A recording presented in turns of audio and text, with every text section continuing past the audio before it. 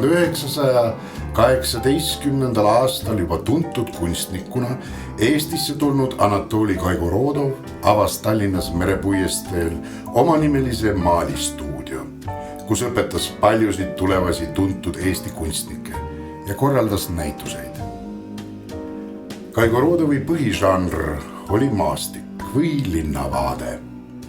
Stiililt esindab ta Vene 20. sajandi alguse valguse ja värviküllast vabaõhumaali, mille vormikäsitluses ja rütmitundes on jugendstiili elemente.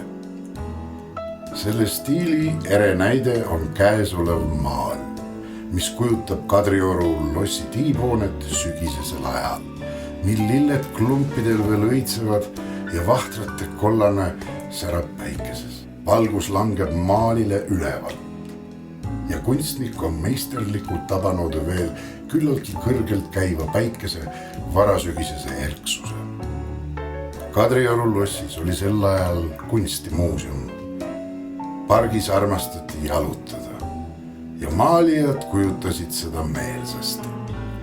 Pildil olev haljastus on tundmatuseni muutunud peale seda, mistõttu pakub teos ka kultuuriajaloolist väärtust.